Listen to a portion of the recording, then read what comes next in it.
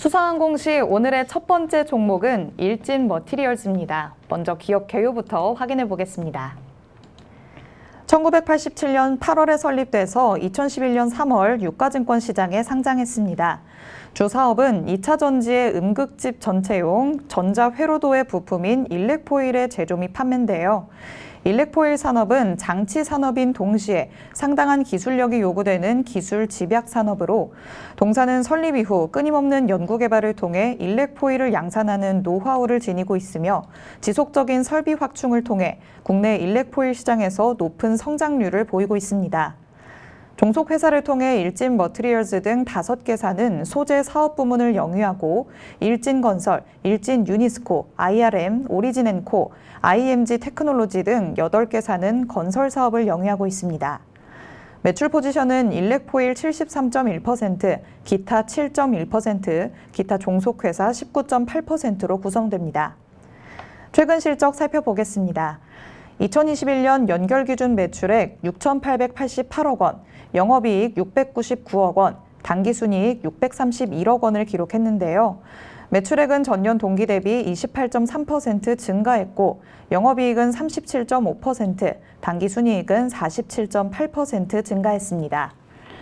회사 측은 2차 전지 산업 성장과 일렉포일의 수요 증대로 말레이시아 해외 현지 법인의 매출액과 영업이익이 증가했다고 밝혔습니다. 네, 이렇게 일진 머티리얼즈의 기업 개요 확인해 봤습니다. 대표님, 어떤 곳인가요? 네, 바로 어제였습니다. 회사 풍문 또는 보도에 대한 해명 공시가 있었는데 내용을 살펴보도록 하죠. 일단 내용을 좀 보면 풍문 또는 보도는 우리가 좀 늘상 알고 있는 것처럼 뉴스가 나왔습니다. 뉴스에 나온 사실에 대해서 한국거래소가 이거 사실입니까? 라고 좀 물어봤고 최초 2022년 9월 28일 자, 이 부분에 대해서는 롯데케미칼 동박 2위 일진 머티리얼즈 인수에 관련된 내용 이 풍문 보도 사실입니까? 라고 좀 이야기한 거죠. 그런데 버전을 보면 9월 22일자 미약정 공시가 또 있었어요. 이 공시는 2022년 5월 24일 있었던 일진 머티리얼즈 매각 추진 검토 보도 이 내용이 사실입니까? 라고 좀 물어봤고요. 회사 최대 주주는 매각 주관사를 선정해서 일부 원매자에게 지분 매각 추진을 위한 다양한 전략적 검토를 진행 중인 것으로 확인했는데 현재까지 구체적으로 결정된 사항이 없다. 그래서 6월 23일 다시금 풍문 보도를 한 바가 있었습니다. 이 내용은 추가 풍문에 대한 어떤 이 조회 공시예요. 자, 보면 풍문 또는 보도에 대한 내용에 대해서 롯데케미칼 동박 2위의 일진 머티리얼즈 인수 여부 한국경제신문발 보도였는데 내용 보도록 하겠습니다. 2022년 9월 28일 한국경제신문 지면 1면에서 14면에 보도된 일진 머티리얼즈 매각 관련 기사에 대해서 회사의 최대 주주에게 문의한 결과 회사의 최대 주주는 롯데케미칼과 매각 검토 진행하고 있는 것으로 확인됐는데 아직까지 확정된 사항은 없었습니다. 라고 좀 밝혔습니다. 자, 이 내용을 보면 일진 머티리얼즈가 최초의 회사의 어떤 매각과 관련돼서는 매각을 검토하고 있다. 최대 주주가 매각을 검토하고 있고 일부 원매자와 협의하고 있다라고 좀 밝혔고요.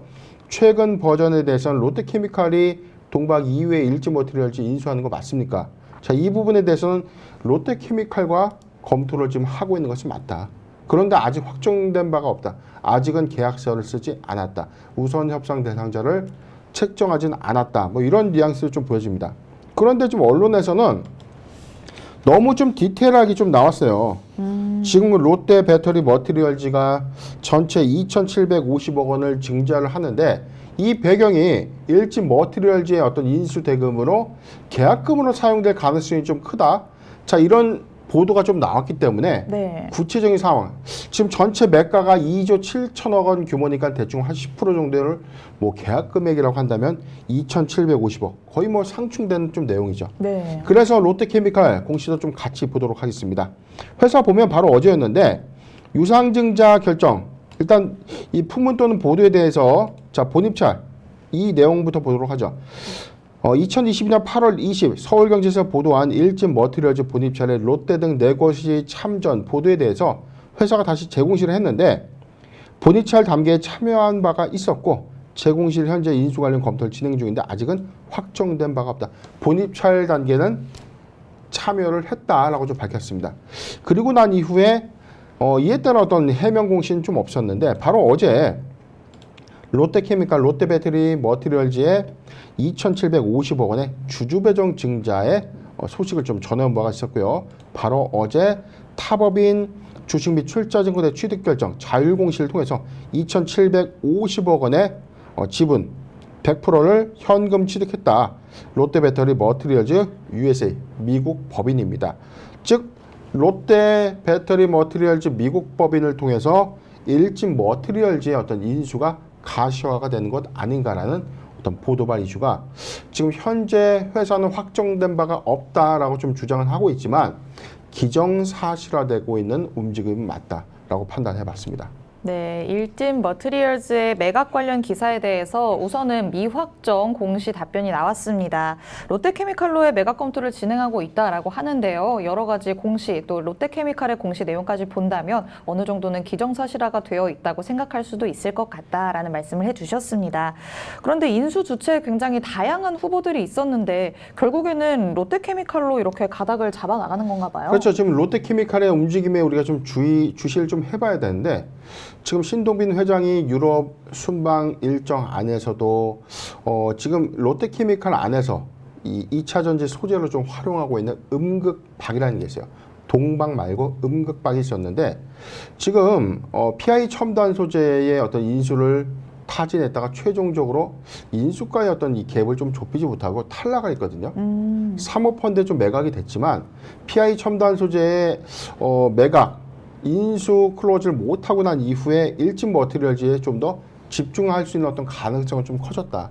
제가 일진 머티리얼즈는 지금 한 4차례에 걸쳐서 방송에서 좀 다뤘는데 롯데케미칼이 아마 좀 더 유력하지 않겠는가. 최근에 움직임을 보면 2차 전지 핵심 소재 사업에 집중하고 있는 그룹사의 역량들을 좀 우리가 판단해 봤을 때 롯데의 미국 법인 설립 이후에 음극박과 이 동박의 어떤 상호 시너지를 우리가 고려해 봤을 때 2차 전지 특수 소재 부분에 사업 역량을 좀 더 집중하고 있는 흐름이었기 때문에 일진 머티리얼즈 최근에 뭐 매각가가 좀 굉장히 좀 비싸다라는 어떤 의견도 좀 있었죠. 3조 원대 육박하는 어떤 매각가가 최근에 삼성 SDI로부터 또 대규모 수주를 또 따내면서 이런 이 고가 매각 논란이 좀 잠시 잘 넘어갔는데 최근에 지수가 좀 급락하면서 이 주당 가치가 좀 많이 바뀌었다는 거죠. 지금 시장의 상황이 안 좋기 때문에 매각가에게 어떤 변수 요인도 있겠다. 그래서 3조가 굉장히 좀 커 보였던 지금 현상으로 보면 근데 최근에 나왔던 어떤 이 풍문들은 2조 7천억 원대 매각가액으로 좀 조정될 것이다. 근데 뭐 3천억 차이가 그렇게 큰 폭의 뭐 할인율가 좀 아니지만 회사가 확보되어 있는 수주, 롯데의 최근의 이 투자 행보를 좀 우리가 판단해 봤을 때 롯데케미칼의 어떤 일진 머티리얼즈의 인수는 곧 가시화되지 않겠는가 전망을 해봤습니다. 네, 롯데케미칼이 종속회사를 통해서 2차 전지 특수 소재 부문에 집중을 하려는 움직임을 보이고 있기 때문에 이런 부분에서 아무래도 일진 머티리얼즈와 손을 잡는 게 맞는 것 같다라는 생각이 들게끔 움직임을 보이고 있습니다. 만약 롯데케미칼의 인수가 확정되면 이렇게 2차 전지 소재 부문에서 굉장한 시너지를 기대해봐도 좋을까요? 그렇죠. 저는 충분히 시너지가 좀 있다. 차라리 사모펀드가 좀 인수를 한다. 사모펀드가 인수했을 때 장점은 사모펀드는 회사의 외형 가치를 현재보다 더 크게 확장할 수 있는 어떤 역량은 있죠. 왜냐하면 많은 투자비가 들어갈 수밖에 없어요. 지금 현재 일진 머티리얼즈가 매물로 나온 이유 이 배경에는 상당히 많은 신규 시설 투자비들을 고민했다. 자, 이런 역량들을 일진 그룹 내에서 너무 전사적으로 투자를 확대하기는 굉장히 좀 부담스러운 어떤 이 흐름이 아니었나. 그런데 롯데케미칼 또는 이 자금력을 동원할 수 있는 사모펀드사가 인수해 갔다면 이 공격적인 투자를 바탕으로 회사의 외형 가치를 좀 더 키울 수 있는 그런 절호의 기회였기 때문에 롯데케미칼의 입장에서도 일진 머티리얼즈는 상당히 좀 군침을 흘릴 만한 매물은 맞았다. 이렇게 좀 판단을 해봤어요. 전체 지금 2차 전지용 동박 상용화 1위는 당연히 SKC입니다. 2위 국내 2위 업체가 일진 머티리얼즈인데 지금 동박 수요는 배터리의 어떤 이 양산이 증가됐을 때 같이 양산 키가 증가될 수밖에 없어요. 이게 어딘 들어가고 어디는 안 들어가고 이건 아니거든요. 음극재를 둘러싸고 있는 얇은 구리 코일을 동박이라고 합니다. 그런데 이 핵심 특수 소재가 사실상 이 국내에서 그리고 해외 캐파의 어떤 증설 여부가 대규모 투자가 지금 필요할 수밖에 없는 요인은 앞으로 배터리 양산을 위한 대규모 투자가 선행되고 있기 때문에 동박도 이에 따른 어떤 수요에 대응하기 위해서 선제적인 어떤 투자가 필요한 상황이었다라고 좀 판단을 해봤습니다. 지금 저는 롯데케미칼 10월 아마 초로 좀 예정되어 있는 이 본입 차례 최종 조인 계약이 좀 있을 것이다라고 좀 판단해 보는데 자금력을 동원해서 일정 머티리얼즈 인수 이후에 상호적 이 사업 시너지는 좀 충분하지 않겠는가.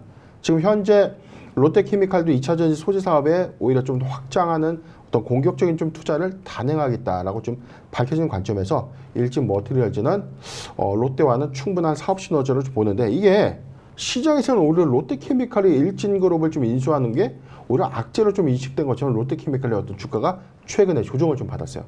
이 이유는 막대한 인수가액이 사실상 너무 비싸게 좀 인수하는 것 아닌가. 자, 이 우려감이 소폭 좀 반영되고 있지만 저는 충분히 회사의 수주장고를 우리가 좀 판단해 봤을 때 앞으로의 전기차 시장을 우리가 고려했을 때 일진 머티리얼즈 롯데 입장에서는 충분히 인수를 좀 잘했다라고 좀 판단을 해봤습니다. 네, 사모펀드로의 인수가 외형 가치 확장 측면에서는 상당히 좋을 것이다라고 말씀을 해주십니다. 2차 전지 특수 소재 부문에서 아무래도 사업을 영위하는 데 자금이 많이 들어갈 예정인데요. 그런 부분에서 많은 도움이 될 것 같습니다. 이렇게 롯데케미칼과 또 일진 머티리얼즈의 인수 과정이 어떻게 되는지 결과까지 지켜보시고 시너지까지도 확인을 해보시면 좋을 것 같습니다. 일진 머티리얼즈 말씀드린 대로 일렉포일, 즉 동박을 생산하는 회사인데요. 지난 6월에 삼성 SDI와 공급 계약을 체결을 했습니다. 2030년까지의 이익이 어느 정도는 보장됐다고 보면 될 것 같은데요. 그렇다면 앞으로의 전망은 굉장히 밝을 거겠죠? 네, 6월 24일 회사 단일 판매 공급 계약 수주 공시를 통해서 상품 공급 계약 소식을 좀 전해왔죠. 체결 계약명은요, 장기 공급 계약입니다. 2차 전지용 일렉포일 동박을 공급하게 되는 건데 전체 계약 금액은 8조 5,262억 원 규모입니다. 물론 2030년 연말까지 좀 납품하는 금액이기 때문에 향후 지금 한 7년 반 정도죠. 7년 6개월에 걸쳐서 공급을 하기 때문에 확정된 계약 금액이 분산된 어떤 이점은 좀 있지만 지금 수주된 이게 확정된 어떤 수주 금액이 일회성 수주가 아니라 지속해서 수주 금액이 좀 변동될 수 있다. 주요 계약 조건을 보면 삼성 SDI가 필요로 하는 연간 2차 전지용 일렉포일의 전체 물량의 60%, 전체 물량의 60%를 일진 머티리얼즈가 좀 공급하게 된다는 것은 전기차 시장이 빠르게 확산될 경우에 전기차 시장 확대에 따른 배터리 양산 규모가 늘어나면 늘어날수록 일진 머티리얼즈의 입장에서 수주가 지속적으로 이 매출액이 증가될 수 있다는 힌트죠. 그래서 이 부분이 다소 높게 책정된 이 매가라고 하더라도 너무나 매혹적일 수밖에 없어요. 안정적인 수주 확보를 기반으로 해서 여기서 일회성 수주가 아니라 지속적으로 좀 놀러갈 수 있는. 동박이라는 것은 사실상 뭐 삼성 SDI만 들어가니까 뭐 LG는 안 쓰고 SK는 안 쓰고 이런 개념보다는 글로벌 또 전기차사들과의 어떤 이 동박 전 세계적인 어떤 점유율들을 좀 고려해 봤을 때는 아직은 수요를 공급이 좀 따라오지 못하고 있는 그런 형국이기 때문에 지금 삼성 SDI를 기반으로 해서 점진적인 수주와 이 고객 거래선을 좀 더 극대화해 나간다면 오히려 실적 성장을 좀 확인하다. 이 점을 잘 참고하셨으면 좋겠습니다. 네, 전기차 시장의 성장함에 따라서 배터리 양산 규모도 확대될 것이기 때문에요. 매출은 지속적으로 증가될 것으로 전망이 됩니다. 인수가가 높다라는 의견들도 있지만 이렇게 미래의 성장성까지 감안을 한다면 그렇게 높지 않을 수도 있다라는 말씀을 해주십니다. 그렇다면 우리 투자자분들은 어떤 투자 전략을 세우는 게 좋을까요? 네, 2021년도 지난해 11월 14만 8천 원대까지 기대감을 좀 순응하면서 실적도 잘 받쳐주면서 기대감을 수반했는데 지금 삼중바닥이에요. 삼중바닥은 뭐죠? 삼중바닥 찍고 턴하면 사야죠.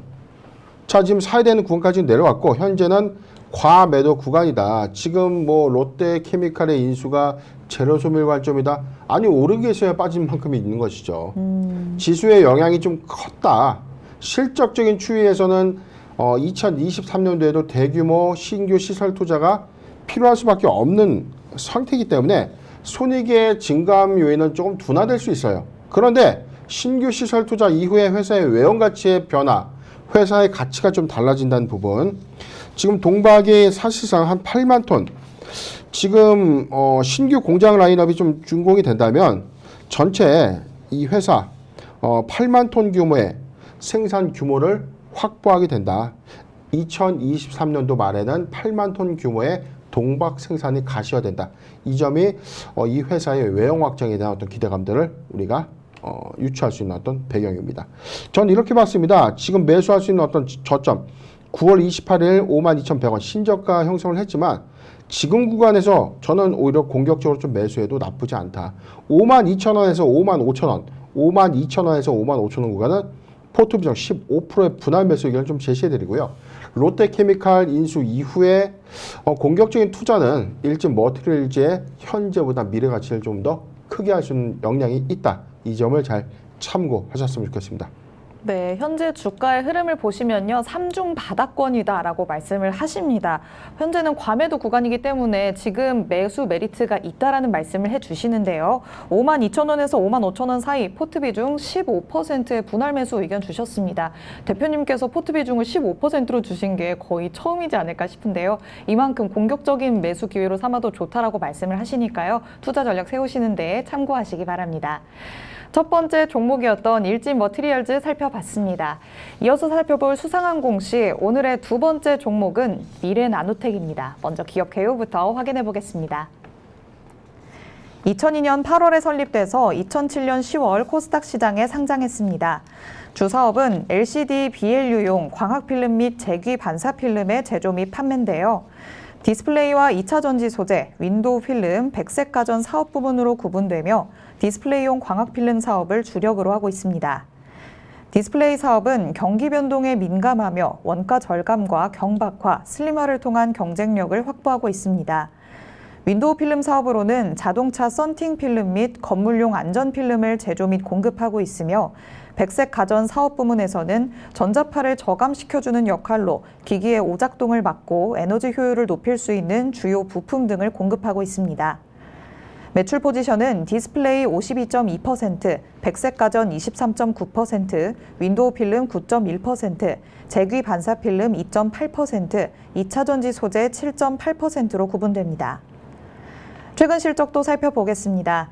2021년 연결 기준 매출액 4,582억 원, 영업이익 236억 원, 당기순이익 234억 원을 기록했는데요. 매출액은 전년 동기 대비 13.5% 증가했고 영업이익은 26.1% 감소했으며 당기순이익은 9.8% 증가했습니다. 네, 이렇게 미래나노텍의 기업 개요 확인해 보셨습니다. 대표님 어떤 곳인가요? 네, 바로 어제였습니다. 미래나노텍 주요 사항 보고서 교환사채 발행 결정 그리고 자기 주식의 처분 결정 공시를 했는데 말 그대로 교환사채 발행 결정은 EB 우리가 전환사채도 있고요. 신주 인수권부사채 그리고 교환사채 사채 발행 형태는 크게 좀 세 가지였죠. 이 주식에 연동되는 어떤 사채 발행 형태는 크게 세 가지로 분류하고 있는데 CB는 전환사채 주식을 전환한다. 전환하거나 사채권으로서 약정된 이자와 원금을 받는 신주 인수권부 사채도 과거에는 신주 인수권과 주식을 인수할 수 있는 권리와 사채권이 따로따로 되어 있었어요. 그래서 내가 상한을 받더라도 만기 기간 안에 주식을 행사할 수 있는 권리가 있었는데 이게 이제 상장법인 안에서는 분류형이 금지입니다. 공매에서는 가능한데 공모 형식의 발행 형태는 가능한데 사모 발행 형태에서는 이게 금지가 됐거든요. 그렇기 때문에 지금 현재 이 사모 1년 이후에 전환을 할 수 있는 요건의 사채 발행 형태에서는 전환사채와 신주 인수권부 사채는 같은 성격이다라고 좀 이해를 하시면 되겠습니다. 그런데 한 가지 특징점이 있죠. 교환사채, EB라고 좀 불리는데 교환사채는 뭐냐? 말 그대로 교환합니다. 뭘 교환해요? 사채를 교환한다는 뜻이에요. 그런데 교환 대상 목적물이 뭔가? 주식으로 교환한다는 것이죠. 사채를 내가 신주로 유통하는가, 신주로 교환해서 신주를 받는가. 자, 이게 CB와 BW를 하면 교환사채는 이미 발행되어 있는 회사가 보유하고 있는 이 회사의 자기 주식이나 회사가 보유하고 있는 다른 상장법인의 주식을 교환 형태로서 발행하는 형태입니다. 내용 이어서 보도록 하겠습니다. 먼저 교환사채 발행 결정입니다. 회사 무기명식 무보증 3호 교환사채 발행을 결정했는데 전체 사채 권면은 100억입니다. 시설자금 50억 원과 운영자금 50억을 배정했는데 사채 표면이자 그리고 만기 이자는 모두 제로입니다. 하단 내용도 보도록 하죠. 지금 교환가액은 17,760원, 17,765원이고요. 하단의 내용을 보면 교환 대상의 주식은 바로 미래나노텍 주식회사가 발행한 기명식 보통주입니다. 즉 회사가 보유하고 있는 자기 주식 56만 2,904주를 100억 원에 교환할 수 있는 교환사채를 발행한 것입니다. 교환 청구 기간은 2022년 10월 30일부터 2027년 8월 30일까지 주식을 교환해서 행사할 수 있다라고 밝혔습니다.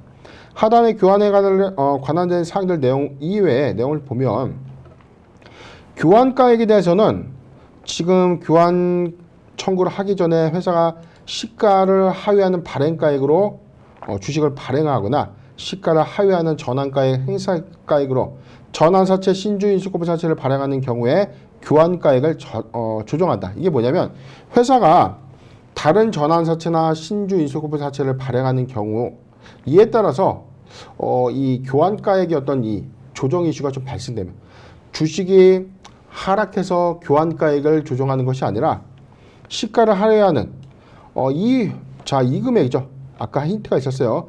17,765원보다 싸게 유상증자를 발행하거나 전환사채나 신주인수급사채를 발행하게 된다면 얘도 이 리픽싱을 통해서 교환가액을 좀 낮춰줘야 된다라고 좀 이해를 하시면 되겠습니다. 하단에 쭉 내용을 보면 청약일은 9월 30일, 납입일 9월 30일입니다. 바로 내일이죠. 하단의 내용을 보면 KB증권이 50억, 삼성증권이 50억을 인수하겠다. 계열사인 미래첨단 소재, 공장 증설과 운영자금을 지원하기 위한 자금이다라고 좀 밝히는 공시입니다.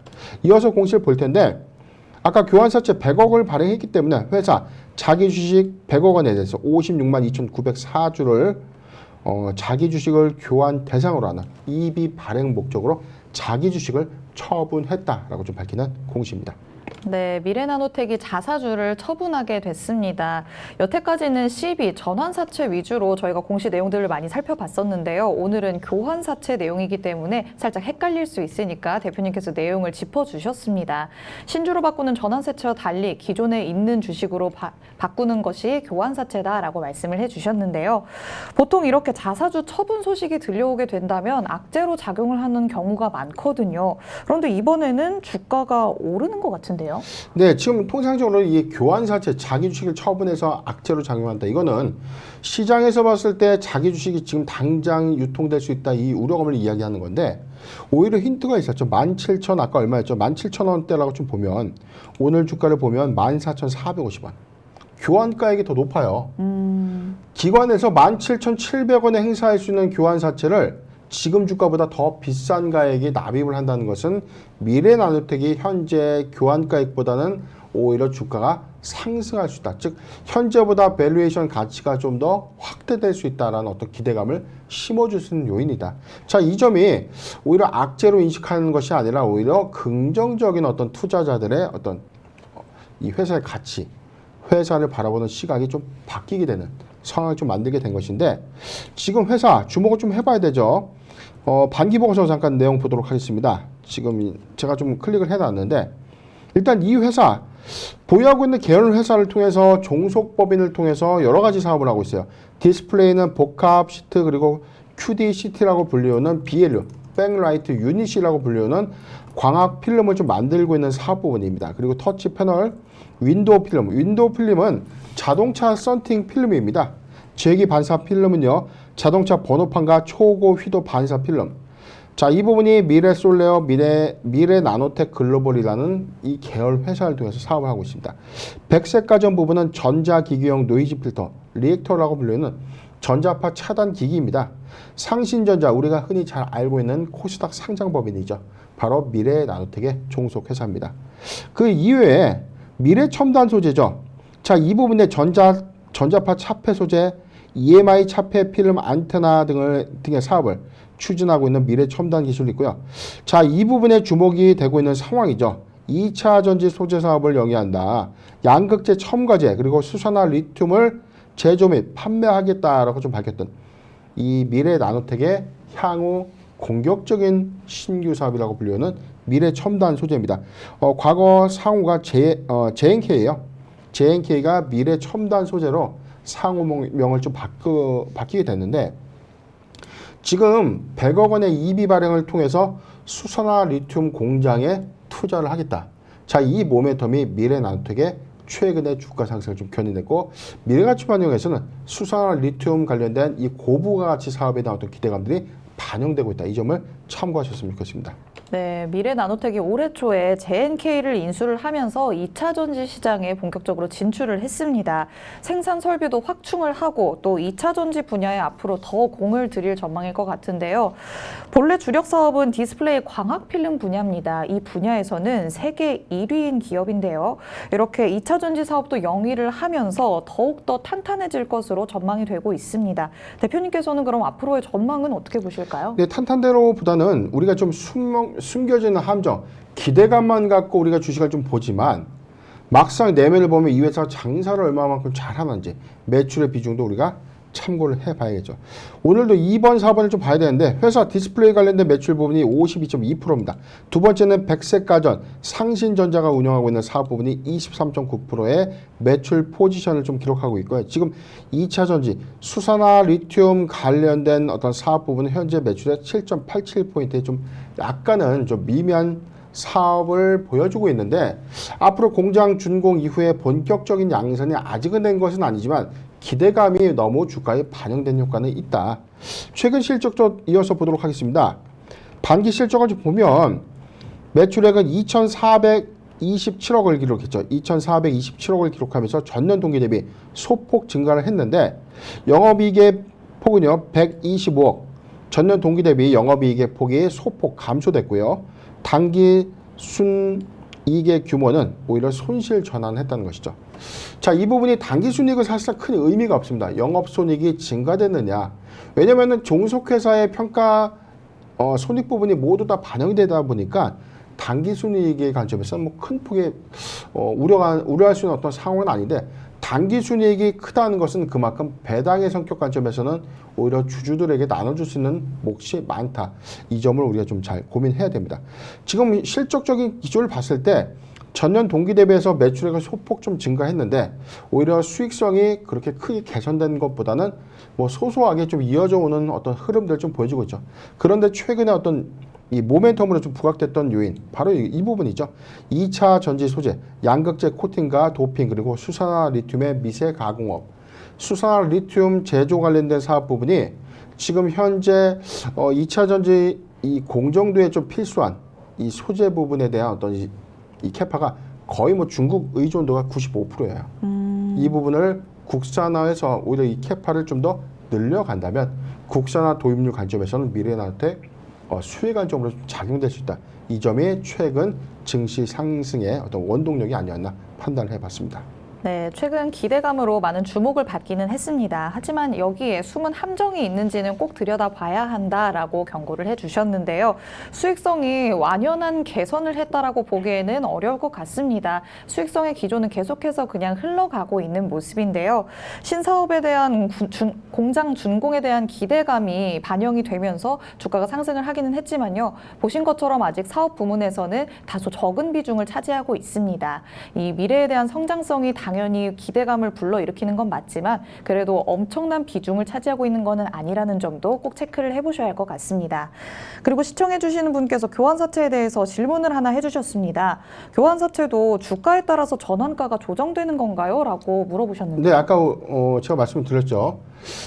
교환가액보다 상회하는 교환가액보다 낮게 발행되는 유상증자나 CB, BW 발행이 있다면 시가 하락에 의한 조정 산식에 의해서 조정을 해줘야 된다라는 어떤 내용들이 좀 기재가 되어 있어요. 통상적으로 이 부분은 계약 조건이에요. 교환 사채를 발행했을 때 무조건 이걸 낮춰야 된다. 이런 게 법으로 정해진 건 아니고 교환가액, 즉 시가 하락에 의한 리픽싱, 주가가 빠졌다고 해서 이걸 바꾼다는 어떤 의미보다는 아까 기재된 내용으로 제가 해석을 해봤을 때는 교환가액을 하회하는 시가보다 하회에 발행하는 유상증자 전환사채 신주 인수권부 사채 발행이 있을 경우에는 역시 교환가액도 낮춰줘야 된다라고 좀 기재가 되어 있었습니다. 네, 시가보다 하회하는 교환가액으로 발행이 되는 경우가 있을 때 교환을 해줄 수 있도록 되어 있다고 합니다. 지금 이렇게 실시간으로 항상 질문을 받고 있으니까요. 질문해 주시면 저희가 항상 답변을 해드리도록 하겠습니다. 자, 그리고 저희는 마지막으로 또 미래나노텍 투자 전략까지 한번 들어봐야겠죠. 네, 지금 추세적인 구간에서 지금 비교적 지금 주가의 어떤 상승폭을 좀 감안해 봤을 때 일봉 주가의 9월 15일 때까지는 너무 기대감에 상승한 것으로 좀 보여지죠. 지금 뭐 최근 2022년도의 기준 주가를 좀 보면 8,000원대라고 하더라도 거의 상당히 고가 부분에서 좀 형성이 좀 돼 있습니다. 일단 기대감만 수반이 되었다. 지금 추세 구간에서 간신히 14,500원대를 좀 지지해주고 있다는 것은 추세를 인위적으로 조금 유지해주고 있다. 한 가지 힌트 부분을 한 번 더 보도록 하죠. 지금 이 부분도 봐야 될 것 같은데 시간이 많지는 않지만 잠깐 짧게 보도록 하겠습니다. 회사 발행해 놓은 지금 전환사채 내용들을 보면 지금 사모자금의 사용 실적, 그 다음에 조건부 사채, 회사채 미산. 지금 발행되어 있는 사채 내용은 또 없네요. 지금 회사가 발행해 놓은 사채 내역이 없기 때문에 인위적인 어떤 주가 부양을 위해서 뭐 전환사채나 신주 인수권부 사채를 주식으로 전환하기 위한 어떤 액션이다. 자, 이런 부분은 해당은 없는 것으로 좀 보여집니다. 일단 추세 구간 하에서는 14,500원대를 탄탄하게 좀 지지해주고 있기 때문에 수산화 리튬 관련된 이슈가 부각이 되면서 기대감을 좀 더 가져가지 않을까. 이 확보된 100억 원의 자금이 사실상 미래 첨단 소재 사업 부분, 미래 첨단 소재 사업 부분의 어떤 공장 증설 이후에 내년 상반기부터 이 수산화 리튬의 어떤 이 양산이 본격화된다라고 좀 회사는 밝혔는데, 자, 이 모멘텀은 유효하다. 이 점을 좀 잘 참고했으면 좋겠습니다. 저는 오히려 매수하기 좋은 구간은 이렇게 봤어요. 매수하기 좋은 구간은 추세 대응 시점 관점에서 11,500원에서 13,500원, 11,500원에서 13,500원. 자, 이 부분에 대해서는 포트 비중 10%의 분할 매수 의견을 좀 제시해드리고요. 지금 보유자 관점에서는 14,500원이 이탈되지 않는다면 보유 의견을 좀 제시해드리는데, 14,500원이 이탈된다면 저는 다시금 요 구간에서 11,500원에서 13,500원 구간에 다시 신규 진입하는 것도 좀 나쁘지 않다. 의견을 정리해 드리겠습니다. 네, 기대감에 주가가 많이 상승을 해 있는 상태입니다. 하지만 14,500원대가 탄탄하게 유지가 되고 있기 때문에 앞으로도 기대감에 대한 추세는 어느 정도 유지될 수도 있겠다라고 말씀을 해주시거든요. 신규 매수자 관점에서는 11,500원에서 13,500원 사이 포트 비중 10%의 분할 매수 의견 주셨습니다.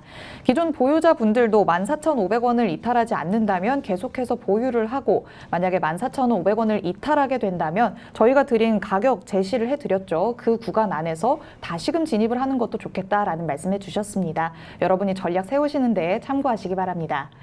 오늘은 이렇게 일진 머티리얼스와 미래나노텍 두 가지 종목에 대해서 살펴봤습니다. 대표님이 말씀해 주신 포인트들이 여러분이 전략 세우시는데 많은 도움이 됐으면 좋겠습니다. 저희 방송 보시면서 공시 내용에 대해 궁금한 점 있으신 분들은요, 노란톡 오픈 채팅방 검색창에 변영인의 기업공시연구소라고 검색해서 입장해 주시면 됩니다. 노란톡 안에서 질문해 주시면요, 언제라도 대표님께서 빠르게 답변해 드립니다.